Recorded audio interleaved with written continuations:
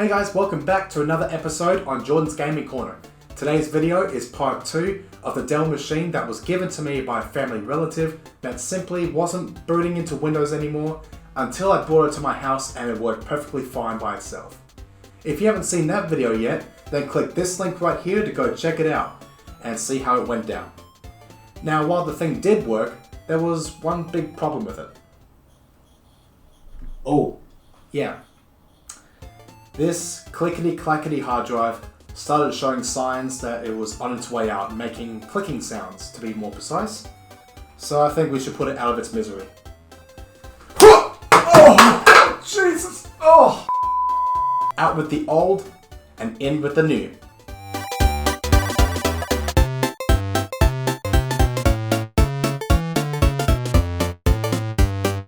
Okay guys, finally, check it out. We are now at the Windows desktop.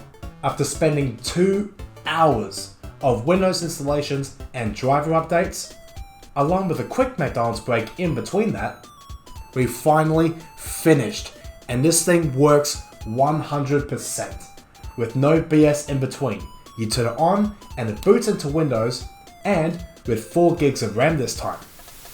But the best part is, thanks to that SSD that we installed earlier, this PC seems to have gotten a new lease on life. This thing is so quick now, compared to before, it feels like a brand new computer. And we also found out that the CPU is an Intel Core 2 Duo E8500. And that leads into some very sad news.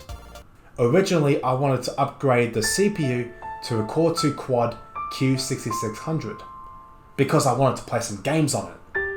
But unfortunately, this motherboard only supports dual-core CPUs from over a decade ago. Which is a real shame because I wanted to see how this thing can actually game. So I guess I should actually just throw that idea right into the toilet and end the video right here. Nah, I couldn't keep a straight face doing that. Nah, I'm not doing that. This is Jordan's Gaming Corner, and gaming is exactly what we're gonna do with this thing, regardless of CPU limitation. So, this GTX 1050 that I just happen to have lying around the house is going into that system, and we're gonna see what it's capable of. So, let's game!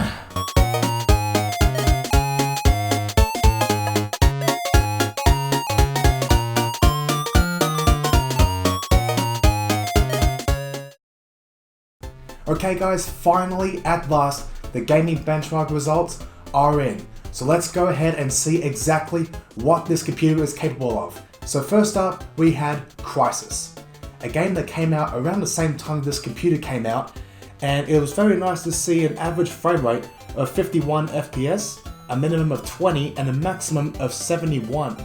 And that was everything maxed out, except for anti-aliasing.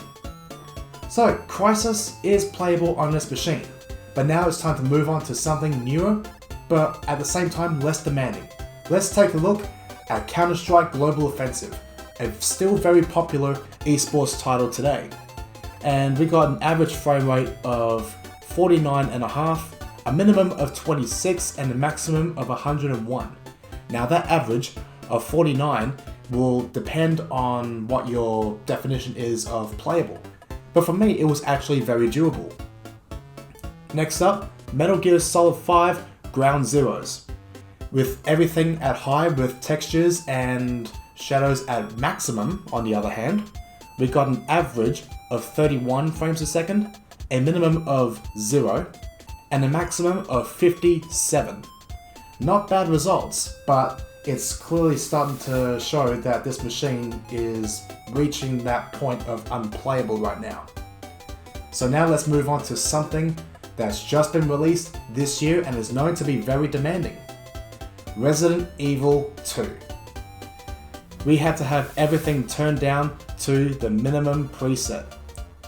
And the average result was 20 FPS, with a minimum of 5 and a maximum of 27.